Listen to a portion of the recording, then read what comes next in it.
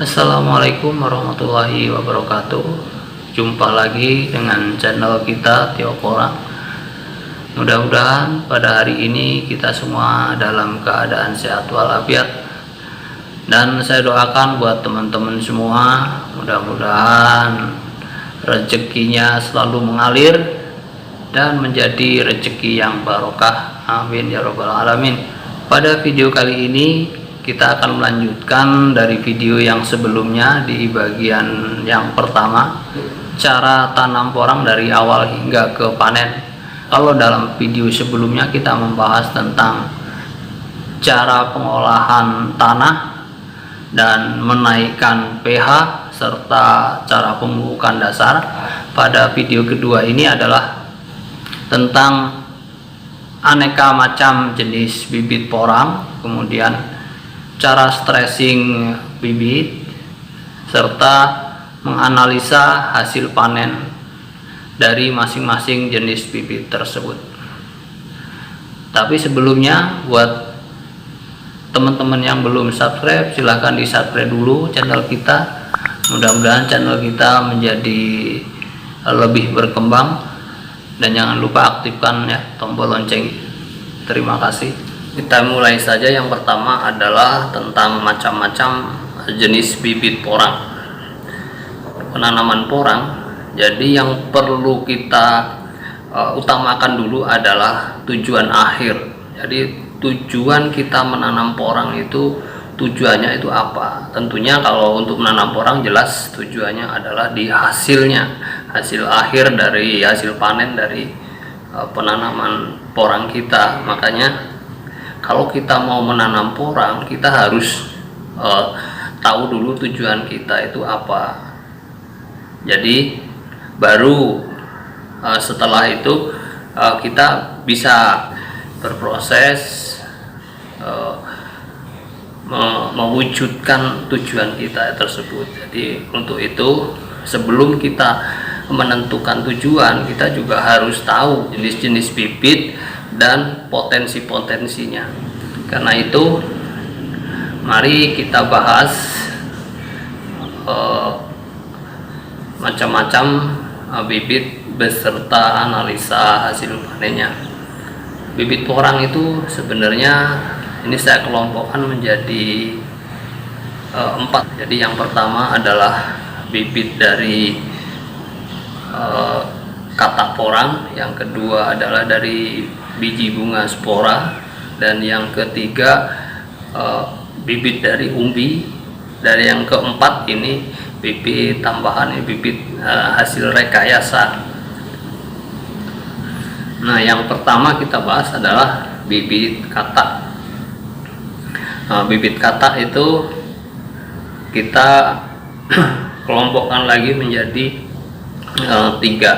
Yang pertama adalah katak super, yang kedua katak sedang, kemudian katak mini atau katak kecil. Mungkin setiap orang itu dalam mengelompokkan atau menggrade, buat grading itu ya beda-beda lah. Ini kita persepsikan dulu, pikiran kita, hati kita, cara pandang kita, kita samakan dulu kira-kira seperti ini. Jadi yang namanya katak super itu katak yang ukurannya itu kurang dari 200 butir per kilonya, itu kita artikan sebagai katak super. Kemudian katak sedang kita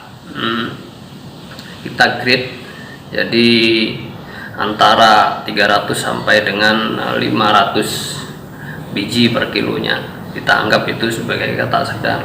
Kemudian katak mini adalah katak yang jumlah bijinya itu kisaran 600 lebih lah, 600 sampai ribuan dalam per kilogramnya. Makanya jadi kita bagi bibit katak itu menjadi 3, jadi katak super, katak sedang, dan katak mini. Karena itu kalau untuk estimasi hasil panen, kalau katak super itu ini estimasi ya, estimasi artinya bisa lebih bisa kurang. Ini saya ambil angka ini berdasarkan pengalaman kenyataan di lapangan. Jadi kita ambil tengah-tengahnya. Jadi kalau misalnya proses yang kita jalani maksimal, mungkin angkanya bisa di atas ini. Cuma yang proses yang kita jalani misalnya di bawah standar, jadi mungkin hasilnya bisa di bawah dari angka ini. Estimasi hasil ini adalah hasil dari penanaman porang yang dilakukan bibit setelah tunas. Jadi begitu kita tanam itu dalam posisi bibit sudah bertunas. Jadi misalnya kita nanam dari bibit yang masih gundul, belum ada apa-apa, kita tanam, ternyata 2 bulan baru keluar tunas, itu kita ngitungnya nggak dari situ. Jadi kita ngitungnya dari bibit yang sudah di stressing, artinya bibit yang sudah ada keluar mata tunasnya, kemudian kita tanam. Nah, kita mulai ngitungnya dari situ sampai ke 8 bulan berikutnya baru dorman. Itu artinya memang usianya itu maksimal dari mulai tumbuh sampai dorman itu 8 bulan. Jadi saya ngitungnya ke situ. Jadi bukan berarti nanti kita nanam sekarang kata gundul, 2 bulan baru tumbuh, setelah 6 bulan berikutnya dorman, itu artinya kan usia tumbuhnya cuma 6 bulan. Berarti ini kita hitung 8 bulan itu dari usia mulai tunas hingga ke dorman panen. Makanya usianya 8 bulan. Nah, jadi bibit katak super yang isinya kurang dari 200 butir itu estimasi panen bisa 1 sampai dengan 1,5 kilogram, itu estimasi ya. Kemudian bibit katak sedang itu kira-kira isinya antara 300 sampai dengan 500 butir per kilonya. Itu estimasi hasil panennya itu 0,5 sampai dengan 1 kilogram. Kemudian katak mini itu yang beratnya 600 butir per kilonya, itu 600 lebih butir per kilonya, antara 600 sampai 1000-an. Itu estimasi hasil 0,1 sampai dengan 0,8 kilogram. Kemudian jenis bibit yang kedua adalah bibit dari biji bunga spora. Nah, biji bunga spora ini isi per kilonya itu antara 5.000 sampai dengan 6.000, ada lebih dikit lah, itu butir per kilogramnya isinya. Jadi kalau misalnya kita nanam biji bunga spora, banyak orang yang tidak mau ataupun tidak merekomendasikan untuk menanam bibit dari biji spora ini, dari biji bunga. Itu ya setiap orang punya pengalaman dan punya knowledge yang berbeda lah ya. Cuma kalau saya nanam porang itu kan intinya itu cari sampai ke hasil panennya, bukan semata-mata kita tanam itu harus mendapatkan umbi produksi. Makanya kalau biji bunga spora, kalau buat saya sih artinya gini, semua jenis bibit itu punya potensi masing-masing, tergantung passion dan kesanggupan kita mau pilih yang mana masing-masing, karena setiap bibit itu punya potensi. Dari potensi yang ada itu, yang cocok dan matching dengan passion kita, dengan kemauan kita, itu bibit yang jenis apa. Makanya saya buatkan data ini, maksudnya agar tujuannya itu kita bisa memilih bibit apa yang cocok dan sesuai dengan anggaran yang kita ada. Jadi kita mau menanam itu jangan ambisi, jangan karena kita porang ini lagi viral, hasilnya ratusan juta bahkan miliaran per hektar, kita langsung ambisi kepingin nanam terus dengan cara-cara yang maksudnya itu kita ilmunya belum menguasai. Makanya kita oke lah ambisi boleh, karena itu tujuan kalau kita menanam sesuatu, yang jelas tujuan akhirnya itu karena menguntungkan. Makanya di samping untung, kita juga harus ada angka amannya, untung dan aman.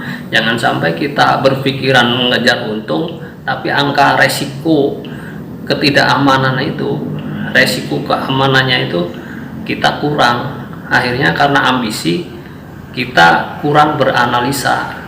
Makanya saran saya sih, kalau mau nanam, analisa itu yang lebih penting. Jadi jangan sampai kita nanam karena ambisi akhirnya mengenyampingkan analisa dan logika. Makanya disesuaikan dengan anggaran. Makanya terlebih dahulu kita harus tahu jenis bibit dan hasilnya. Dari bibit A hasilnya apa, dari bibit B hasilnya gimana. Setelah kita tahu, baru kita sesuaikan dengan anggaran yang ada. Anggaran kita, oh ini saya sebaiknya nanam ini. Jangan misalkan memaksakan diri, anggarannya sebenarnya belum cukup, tapi kita memaksakan dengan mimpi yang terlalu besar. Akhirnya justru nanti kita bisa gagal di situ. Makanya saran saya, pelajari dulu estimasi hasilnya, disesuaikan anggaran, baru kita jalan. Makanya tadi di awal bibit dari kata saya sudah jelaskan. Kemudian bibit dari bunga spora. Bunga spora itu isi antara 5.000 hingga 7.000-an lah, ada yang 7.000 juga. Itu hasil, estimasi hasil itu 0,1 sampai dengan 0,5 kilo. Jadi antara 1 on sampai 5 on itu estimasi. Cuma kalau bisa lebih bisa kurang. Cuma saya hasil eksperimen saya tahun lalu, saya nanam di polybag. Dari biji spora itu bisa mendapatkan hasil 1 on. Semua jenis bibit itu punya potensi.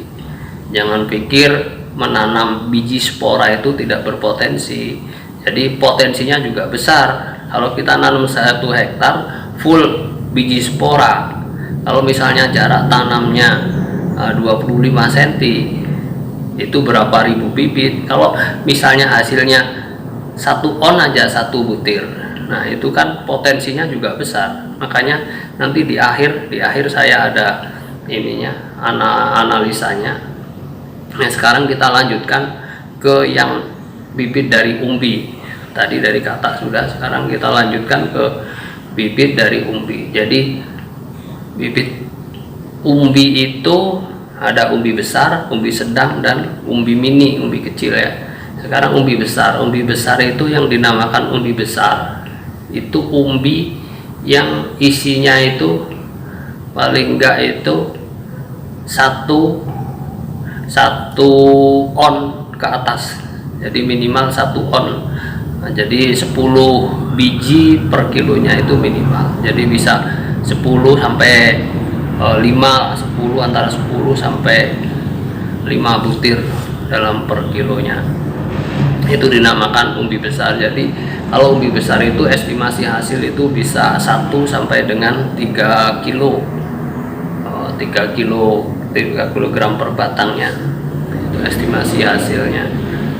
Jadi kemudian umbi sedang. Umbi sedang itu kisaran isi ya beratnya itu setengah on sampai dengan 25 gram.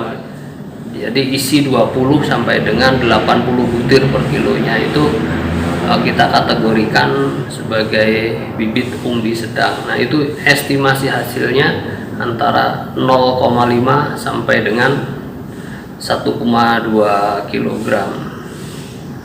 Kemudian selanjutnya adalah umbi mini. Umbi mini ini kisaran berat antara 100 ke atas lah, 100 ke atas lebih dalam per kilogramnya. Cuma kalau umbi mini ini kan nggak terlalu banyak lah, paling antara 100 sampai 300 butir per kilo itu umbi mini. Nah itu estimasi hasilnya 0,2 sampai dengan 0,8. itu umbi mini. Makanya masing-masing itu punya potensi. Jadi kita mau nanam dari biji kata super, sedang atau mini, ataupun umbi, ataupun dari jenis spora, masing-masing ada potensi. Jadi kadang-kadang menurut seseorang, menurut si A, dia pilih kata super misalnya menanam karena dia punya alasan tersendiri. Jadi ada seseorang menanam dari biji bunga spora, jadi orang tersebut juga punya alasan tersendiri yang mungkin disesuaikan dengan anggaran dan kesesuaian. Jadi itu ketiga jenis bibit yang normal lah, bibit utuh, artinya bibit yang standar itu. Kemudian ada lagi saya tambahkan, yaitu bibit yang keempat, itu bibit rekayasa. Bibit rekayasa ini bibit yang kita ciptakan, artinya dari bibit yang ketiga jenis itu kita bisa rekayasa menjadi bibit baru. Ini tujuannya sebenarnya kalau masih masalah hasilnya itu ya secara otomatis itu lebih bagus bibit yang normal dan standar untuk memperbanyak bibit dengan anggaran mungkin yang terbatas. Jadi ini bisa untuk penghematan ataupun perluasan, itu kita bisa menggunakan bibit-bibit jenis rekayasa. Kalau masalah hasilnya ya saya yakin hasilnya lebih bagus dari bibit yang sempurna, dari bibit asalnya. Cuma ini barangkali kita butuhkan dengan tujuan-tujuan dan maksud tertentu, kita bisa melakukan dan membuat bibit rekayasa ini. Nah, bibit rekayasa ini saya juga kelompokkan menjadi 3, yaitu bibit dari kultur jaringan, bibit dari kata yang dibelah, kemudian dari umbi yang dibelah, umbi bibit yang dibelah. Nah, keterangannya gini, kalau masalah dari kultur jaringan itu kita bisa membuatnya dari daun, tangkai daun itu kita potong, kita kasih JBT ataupun kalau JBT buatan sendiri misalnya, yang ini kita bisa pakai bawang merah juga bisa. Cuma itu ada pelajaran tersendiri. Kalau kita tidak cermat dan jeli, yaitu kebanyakan gagal. Prosentasenya kalau buat pemula mau melakukan pembuatan bibit seperti ini biasanya ya banyak gagalnya. Yang berhasilnya hanya prosentase kecil lah untuk berhasil kalau dari daun dan batang ya. Daun dan batang ini prosentasenya kecil. Dan masalah estimasi hasil saya juga belum pernah, jadi belum bisa memberikan estimasi hasil. Cuma kalau pembuatannya hanya sistem jaringan yang sederhana dari tangkai daun kita buat, nanti hasilnya juga saya yakin kecil. Mungkin hanya gram lah hasilnya, mungkin jadi umbi mini, saya pikir gitu. Misalnya jadi bibit ya, jadinya bibit dan jadi bibit umbi mini. Itu kalau dari kultur jaringan yang kita buat sendiri. Kalau secara ilmiah menggunakan teknologi mungkin hasilnya beda. Ini yang saya bilang kultur jaringan buatan sendiri secara manual dan sederhana, hasilnya ya minim. Cuma kalau mau melakukannya, ada yang ingin mencoba melakukannya juga bisa dilakukan. Ini kalau dari kultur jaringan dari daun dan batang. Kemudian bibit rekayasa yang selanjutnya adalah katak belah. Nah, katak belah ini saya sudah bereksperimen, hasilnya juga cukup bagus. Jadi ada satu katak. Jadi yang kita belah itu usahakan katak yang super. Jadi katak super artinya yang isinya itu 200 biji per kilo. 200 paling banyak lah. Jadi kataknya agak besar, jadi kita belah kita belah bisa menjadi 2. Kalau dibutuhkan lagi kurang banyak ya bisa dibelah 4. Jadi 1 biji katak bisa dibelah jadi 2 ataupun 4. Makanya estimasi saya dari katak super itu di usia tanam, di usia tumbuh itu 8 bulan, itu estimasi hasilnya bisa 0,5 sampai ke 1,2. Itu sampai panen insya Allah bisa mencapai itu kalau dari katak belah 2. Kemudian selanjutnya adalah katak yang dibelah 4. Pada kali ini kita nggak membicarakan cara pembuatannya, cuma kita membicarakan potensi hasilnya. Potensi hasilnya katak belah 4 itu juga bagus. Jadi bisa estimasi saya dari katak belah jadi 4 itu bisa 0,2 sampai dengan 0,8 kilo. Jadi bisa mendekati 1 kilo. Kemudian dari umbi belah. Nah, umbi belah ini juga sebenarnya potensinya cukup bagus. Makanya sekali lagi semua bibit itu berpotensi. Hanya saja kita perlu belajar misalnya mau membuat bibit rekayasa itu jangan kita langsung budidaya luas, itu jangan. Kalau kita memang ingin melakukan itu, sebaiknya ya bereksperimen dulu. 1 musim ini misalnya tahun ini kita bereksperimen, baru tahun depan hasil eksperimen itu baru kita budidayakan. Nah, kalau misalnya informasi dari orang lain seperti dari saya misalnya, ini kan hasil dari eksperimen saya bisa berbagi, saya kasih info, saya bisa rekomendasikan. Cuma kalau misalnya teman-teman belum membuktikannya sendiri, itu kan jangan-jangan nanti apa yang saya sampaikan ada yang tertinggal, kemudian teman-teman tidak melakukannya, padahal itu proses yang urgent lah, yang penting lah.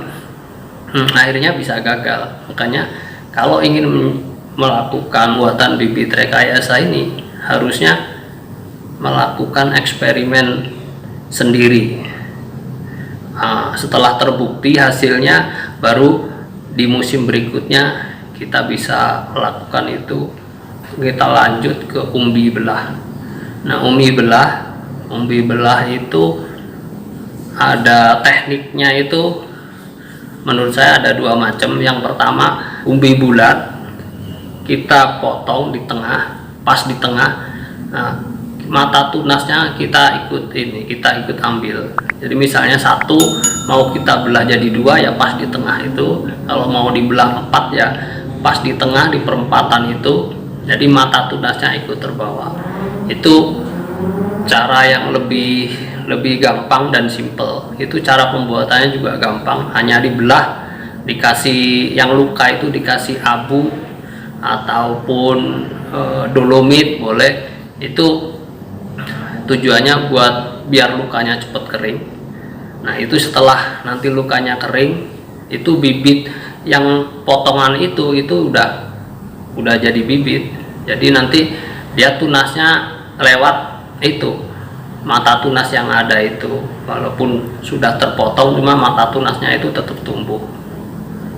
Itu versi umbi belah yang pertama. Nah, sekarang umbi belah yang kedua itu bukan lebih cocoknya itu kata kalimatnya mungkin umbi potong ya, karena gini, 1 kilo misalnya berat umbi 1 kilo kita bisa potong-potong menjadi misalnya 10 atau 20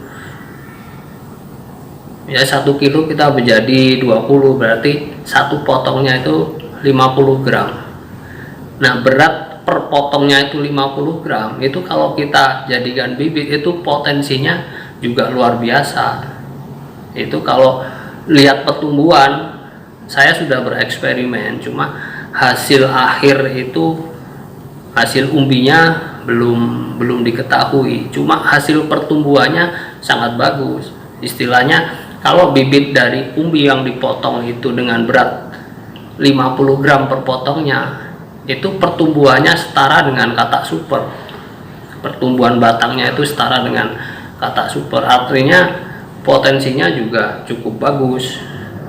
Cuma kalau kita misalnya mau bereksperimen, mau menanam di lahan, nah berdasarkan hasil ini ya, hasil eksperimen saya itu, kalau kita mau nanam, kalau dari umbi produksi yang dipotong itu sebaiknya itu minimal 1 on.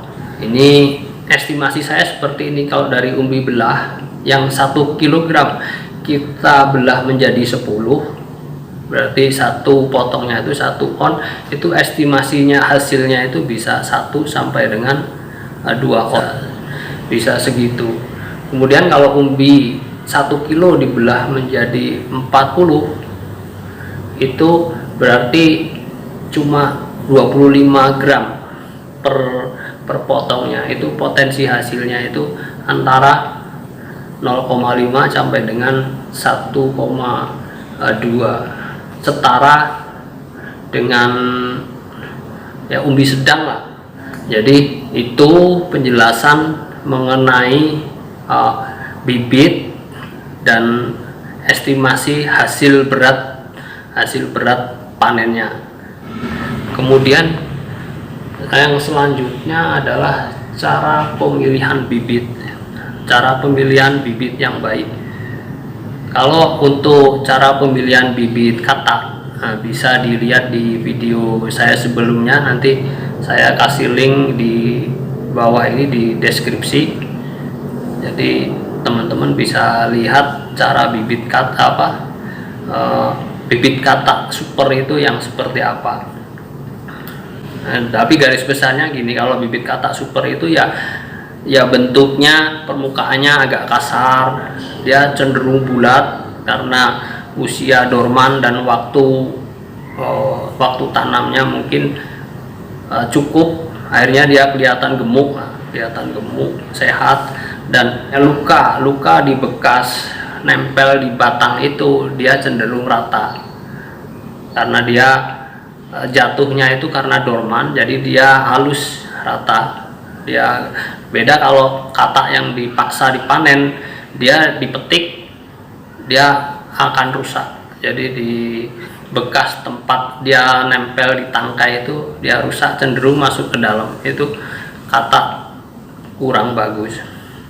Itu kalau dari bibit katak. Kemudian dari bibit umbi yang bagus itu yang seperti apa? Bibit umbi yang bagus itu hampir semua bibit lah itu sebenarnya sama, kalau biji bunga spora maupun bibit katak dan bibit umbi. Itu bibit yang baik itu adalah bibit yang dihasilkan dari usia tanaman yang sempurna, artinya yang betul-betul asli dorman. Jadi kalau katak itu katak yang dihasilkan dari tunas terakhir, dari batang terakhir porang yang dorman, itu adalah katak yang super dan berkualitas bagus.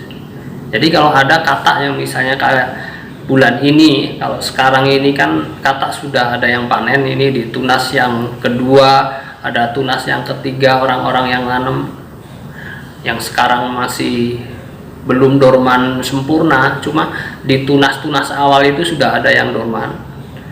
Itu kataknya emang hasil dorman, cuma belum sempurna, artinya resikonya itu kalau kita simpan, mau kita tanam di musim tanam yang depan, misalnya kita mau tanam di bulan 9 atau di bulan 10 tahun 2021 ini kan jangka waktunya masih lama, masih sekarang bulan 2, kalau kita mau nanam di bulan 9 misalnya masih 7 bulan lagi. Jadi resiko pengamanan bibit itu cukup tinggi, jadi harus melalui karantina. Bibit dari dorman tunas yang awal-awal itu kan belum sempurna, jadi kalau kita simpan hingga ke 7 bulan ke depan, bisa jadi dia bermasalah, bisa jadi berjamur, bisa jadi busuk, bisa jadi keriput. Nah itu makanya saran saya sih, kalau buat para petani pemula terutama yang belum bisa merawat bibit, sebaiknya kalau kita mau nanam di musim depan itu belinya ya jangan di awal-awal ini, kecuali ada alasan-alasan tersendiri. Cuma ya yang penting itu bisa menanggulangi resiko-resiko itu, bisa menjaga, bisa mengamankan bibit ya nggak masalah. Cuma intinya itu kalau untuk disimpan jangka waktu yang panjang itu masih ada resiko. Saya hanya memberikan gambaran bibit kalau dari tunas awal itu baik tapi belum sempurna. Beda kalau bibit yang dari batang tunas terakhir itu yang betul-betul dorman sempurna. Itu bibit itu ibaratnya kita ditaruh aja itu aman. Bibit yang baik itu kalau disimpan itu aman, yaitu artinya bibit yang betul-betul sudah dari batang yang dorman, jadi sudah tua sempurna. Kalau umbi dia betul-betul umbinya itu sudah udah padat, sudah bulat, sudah nggak ada akarnya sudah jatuh. Itu betul-betul bibit sehat. Jadi kalau kita mau buat ini pun stressing bibit, kalau mau membuat bibit rekayasa itu, kalau dari bibit-bibit yang awal ini atau umbi yang kurang tua itu hasilnya juga persentase keberhasilan itu tidak tinggi, artinya rendah. Beda kalau misalnya bibit yang sudah dorman sempurna, dari katak yang sempurna ataupun umbi yang betul-betul hasil dorman, itu posisinya kalau kita mau buat bibit rekayasa itu peluang tumbuhnya itu bagus. Jadi keberhasilannya itu sangat tinggi. Makanya pemilihan bibit itu sangat penting. Itu kemudian selanjutnya adalah tentang ini stressing bibit. Apa itu sih stressing bibit? Stressing bibit itu artinya gini. Jadi sebelum kita menanam porang itu, bagi saya hanya memberikan informasi ataupun pengalaman ya, karena saya dulu juga begitu. Saya pertama nanam itu ya dari bibit yang gundul. Dari bibit gundul artinya belum ada apa-apanya. Kita tanam, kita nggak ada pakai mulsa, kemudian di tanah biasalah dibuat gulutan kita tanam. Ternyata tumbuhnya itu 2 bulan baru keluar tunas di dalam tanah. Jadi tunasnya belum nongol, rumputnya sudah banyak. Itu pun tumbuhnya nggak rata, artinya di sini sudah tumbuh, ada yang belum, di sini tumbuh, ada ini lompat-lompat tumbuhnya. Jadi begitu tumbuh awal itu lihatnya pemandangannya nggak enak karena nggak seragam. Jadi makanya perlu yang namanya stressing dulu lah. Biasanya kalau tanaman kalau stres dia akan melawan, dia akan berbuat sesuatu. Kayak misalnya ada tumbuhan yang kena genangan air, biasanya sebelum dia kena genangan air lama dia mau mati, sebelum mati dia keluar bunga banyak. Nah kira-kira seperti itu. Bibit juga gitu, bibit katak maupun umbi. Jadi kalau kita termasuk bunga spora juga, kalau kita stressing dulu artinya kita paksa dia keluar tunas. Jadi setelah kita keluar tunas merata baru kita tanam. Setelah kita tanam nanti tujuannya adalah biar pertumbuhannya, tujuan pertamanya adalah biar tumbuhnya itu serempak rata. Kemudian yang kedua tujuannya agar merawatnya lebih gampang. Jadi begitu kita tanam 1 minggu atau setengah bulan, 2 minggu dia sudah naik, sudah keluar dari tanah. Jadi rumput belum naik, tanaman kita sudah duluan. Cara stressing ini kita bisa buatkan tutorialnya, buatkan caranya. Cuma secara garis besarnya begini. Jadi sebelum kita tanam itu bibit kita stressing atau diperam lah. Kayak kita misalnya mau nanam padi itu biasanya sebelum kita sebar, belum kita semai itu kan kita buat kecambah dulu. Nah kira-kira maksudnya seperti itu. Jadi bibit umbi maupun bibit kata ataupun biji bunga, kita tunaskan dulu sebelum kita masukkan ke dalam tanah, baik di polybag maupun di lahan terbuka. Jadi artinya itu. Jadi caranya gimana? Ini secara garis besar itu bisa menggunakan CPT, zat perangsang tumbuh. Jadi kita rendam, mungkin masing-masing tuh CPT itu kan punya kualitas dan punya ininya beda-beda ya, punya kualitasnya dan kemampuan tumbuhnya beda. Mungkin kalau yang bagus, kadang ada yang CPT yang bagus itu cuma dioles saja pakai kuas dia sudah cukup. Kadang ada yang perlu kita rendam sampai 2 jam, baru habis itu kita peram, kita taruh di suatu ruangan kedap udara, baru dia nanti keluar tunas. Kemudian itu kata pun seperti itu. Kemudian ada lagi jenis untuk stressing, misalnya kita pakai yang alami, pakai bawang merah juga bisa. Bawang merah kalau untuk ukuran 1 liter air misalnya bawang merah 5 siung, kita blender, kita campur air, nah bibit kita rendam mungkin selama 24 jam. Nah habis itu kita tiriskan, taruh di tempat ruangan kedap udara atau pakai karung itu, karung goni yang bagus, pakai karung goni. Intinya itu tadi, biar keluar tunas. Itu maksudnya di stressing dulu. Jadi begitu kita menanam di lahan, jadi bulan atau hari kita menghitung, kita nanam ya di hari itu, di hari kita masuk tanam, tapi posisi bibit sudah ada mata tunasnya. Jadi kita hitung dari situ usia tanaman kita. Nah jadi usianya ya yang maksimal itu paling enggak 8 bulan.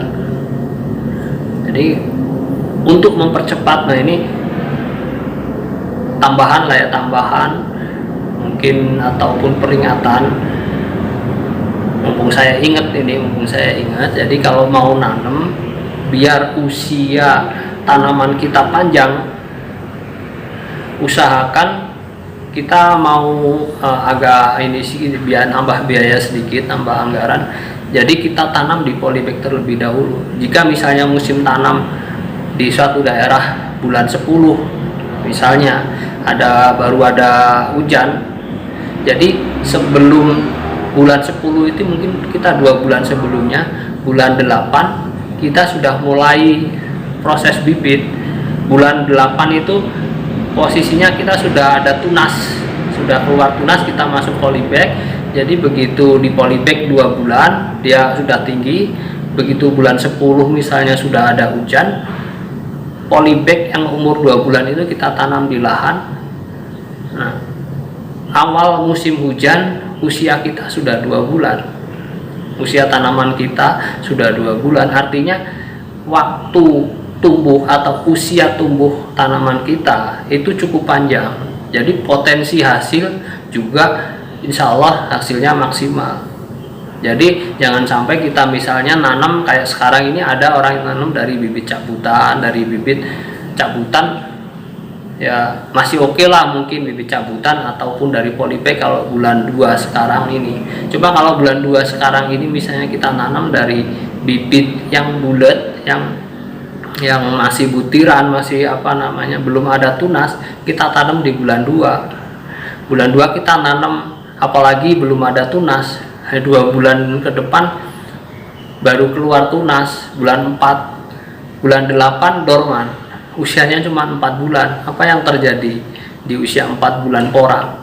Pada usia 2 bulan saat daun mulai mekar, bibit ataupun bibit umbi atau kata yang kita tanam, bibit awal itu akan gembos, akan hancur, dia akan membentuk umbi baru di usianya yang ke-2 bulan. Jadi kalau usia tanaman 4 bulan misalnya nanam di bulan 2, bulan 8 panen, jadi bulan 6 dia gembos, baru membentuk umbi baru. Setelah itu umur 2 bulan kemudiannya dia dorman. Apa yang terjadi? Dia sudah ada umbi kecil, masih muda, tapi udah kemarau, akhirnya mati. Apa yang dihasilkan dari umbi muda yang usianya baru 2-3 bulan ini? Apa kita bisa merawat ini hingga musim tanam tahun depan? Ya, kita pasti gagal. Jadi bibit yang ditanam di awal kita hancur, hilang, kemudian panen yang kita dapat kita jaga busuk sampai nggak bisa bertahan hingga ke musim depan karena masih muda. Nah itu makanya tanam porang itu mengikut musim, tujuannya itu karena porang itu tanaman musiman. Jadi harus belajar ilmunya dan paham karakternya. Berikut akan saya jelaskan tentang analisa hasil panen dari bermacam-macam jenis. Jadi masing-masing jenis itu, makanya di awal saya sampaikan semua bibit itu punya potensi yang sama manfaatnya itu sama besarnya. Hanya kita perlu menyesuaikan. Makanya ini ingin saya ulas, itu maksudnya agar teman-teman bisa menyesuaikan anggaran lahan yang ada dengan jenis bibit apa yang mau kita tanam. Setelah kita tahu analisanya, paling tidak kan penyesuaiannya lebih gampang. Kita lebih gampang menyesuaikan lahan kita berapa, anggaran modal kita itu berapa.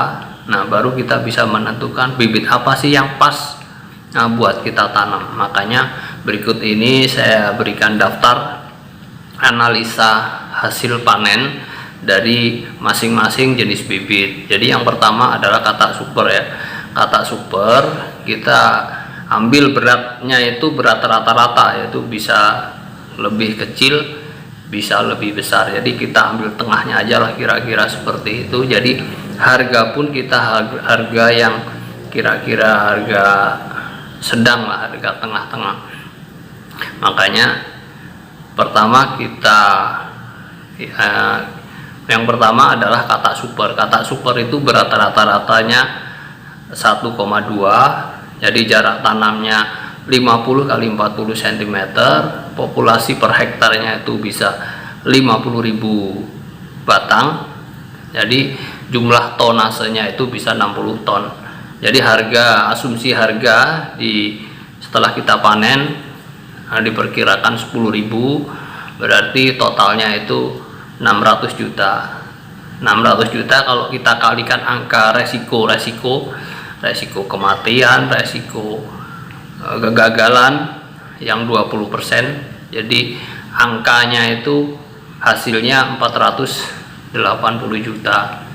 Itu kalau katak super. Kemudian katak sedang itu beratnya rata-rata 0,8 atau 8 on. Jadi jarak tanam 50 x 40, populasinya 50.000, kemudian tonasenya 40 ton. Jadi kali harga 10.000 berarti 400 juta. 400 juta kali angka resiko menjadi angka resiko 20% menjadi 320 juta. Kemudian dari katak mini, tadi katak super, katak sedang, sekarang katak mini. Katak mini hasil rata-rata panen itu 0,5 kg atau 5 on. Jadi jarak tanamnya itu kalau katak mini bisa dibuat 40 x 40. Jadi populasinya bisa 60.000 batang per hektar. Jadi tonasenya jadi 30 ton. Cuma harganya ini beda. Kalau tadi harga umbi produksi 10.000, karena ini beratnya rata-rata 0,5 terhitung jadi bibit umbi besar. Kita asumsikan ke harga 15.000 karena ini adalah umbi bibit. Jadi 15.000 dikali dengan 30 ton, berarti 450 juta. Dikalikan angka resikonya itu 20% menjadi 360 juta.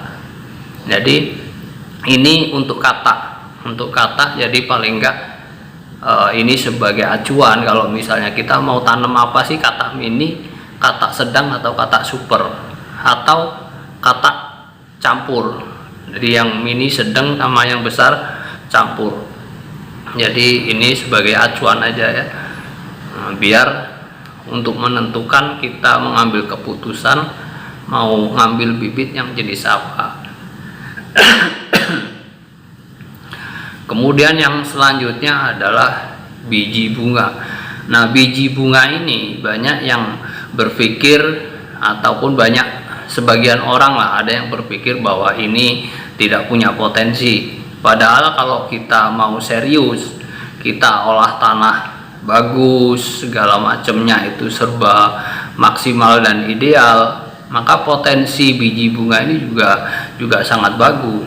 Karena kalau penanaman biji bunga ini kurang bagus ya, kurang maksimal, dia memang menghasilkan umbi paling menjadi umbi mini yang isi 200 ya. 1 kilo isi 200. Cuma kalau kita perawatannya maksimal sesuai dengan standar yang ideal ya, pengolahan tanah terutama, itu bisa 1 on sampai dengan 5 on. Berarti potensinya juga cukup bagus. Kalau kita rata-rata, berarti biji bunga ini bisa menghasilkan 0,3 on, 0,3 kilo atau 3 on ya. Nah, jadi kalau misalnya populasi jarak tanamnya 30 kali 30 cm, maka populasinya bisa 110.000 batang per hektar. Jadi bisa menghasilkan tonase 33 ton. Nah, kalau harga bibit hasil biji spora ini 0,3, jadi kita hitung harganya, karena ini 1 hektar jumlahnya banyak ya, ada 33 ton. Kalau kita jual sendiri mungkin agak berat ya, agak susah kalau bagi petani. Mungkin kita perlu bantuan pedagang atau pengepul, jadi kita jualnya ke pengepul. Harganya kita asumsikan 12.000 misalnya. 12.000 dikali 33 ton, berarti angkanya bisa 630 juta. Dikali angka resiko 20%, berarti 504 juta. Nah, ternyata biji spora kalau kita kelola, kita tanam dengan cara yang baik dan benar, dan hasilnya bisa maksimal, maka potensinya pun cukup besar. Jadi kita nanam biji spora juga cukup bagus hasilnya. Jadi walaupun ibaratnya gini ya, nanam kata super sama biji bunga itu hasil akhirnya itu kira-kira ya serupa, cuma mungkin perawatannya lebih ekstra kalau untuk merawat biji dari bibit dari biji bunga. Itu perbedaannya mungkin di situ. Nah, kemudian bibit yang selanjutnya adalah bibit umbi besar. Nah, bibit umbi besar ini kalau kita hitung hasil rata-ratanya itu 2 kilo. Berarti ya, jarak tanamnya 50 cm, berarti populasinya 40.000 ya, 40.000 batang. Dikali 2 kilo berarti 80 ton. 80 ton kali harga umbi produksi 10.000, berarti 800 juta. Kali angka resikonya 20%, hasilnya 640 juta. Ini umbi besar. Kemudian umbi sedang. Umbi sedang ini hasil rata-rata 0,8 kilo.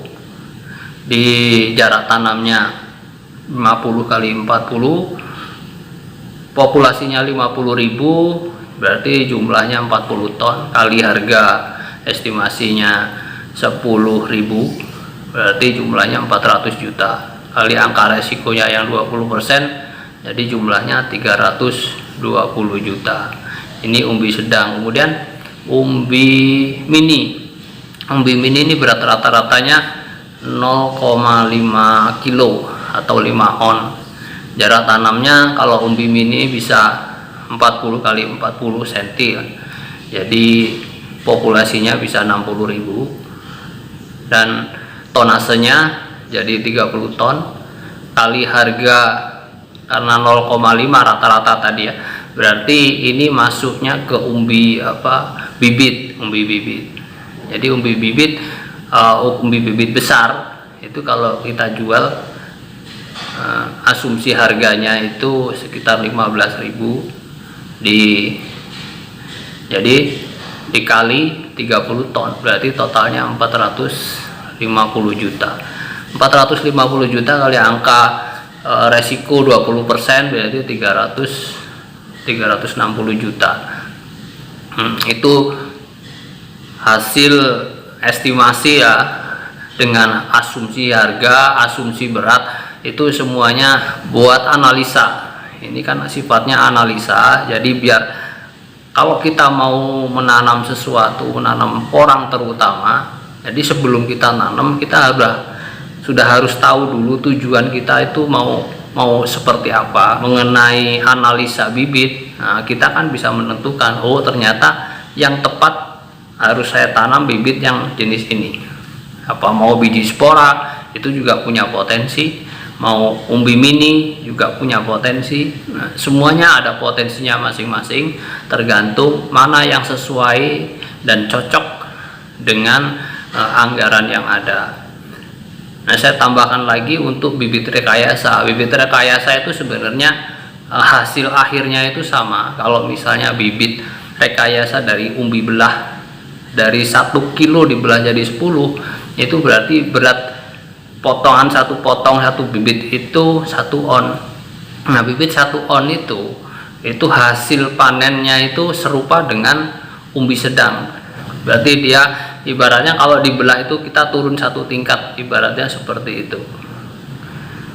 Kalau dari umbi belah 1 on nanti jadi serupa dengan bibit utuh umbi sedang. Jadi kalau bibit yang 1 kilo dibelah menjadi 20, artinya beratnya cuma setengah on. Dia hasilnya serupa dengan umbi mini, kira-kira seperti itu. Kemudian katak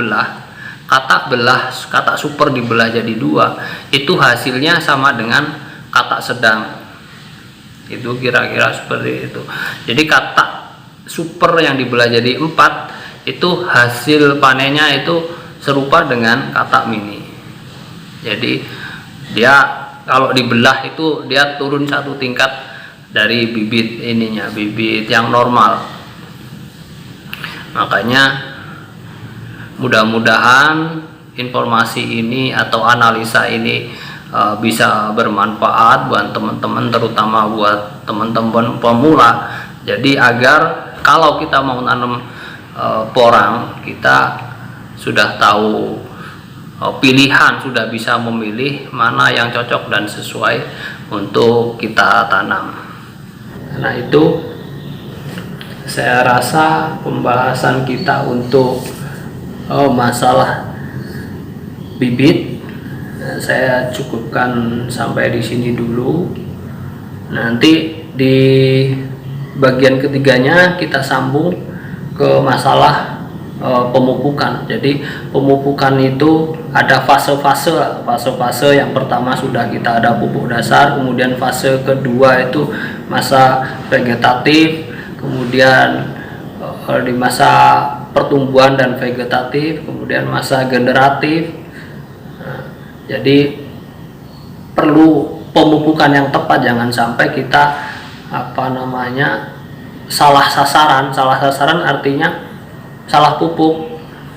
Harusnya kita di masa pertumbuhan kita pupuknya entah apa, di masa pembuahan kita pupuknya apa. Jadi mubazir, artinya pupuk itu harus disesuaikan dengan kebutuhan tanaman. Jadi saya rasa sementara ini dulu. Terima kasih. Jangan lupa bagi teman-teman yang belum subscribe, silahkan di subscribe ya channel kita biar bisa tumbuh dan berkembang lebih baik.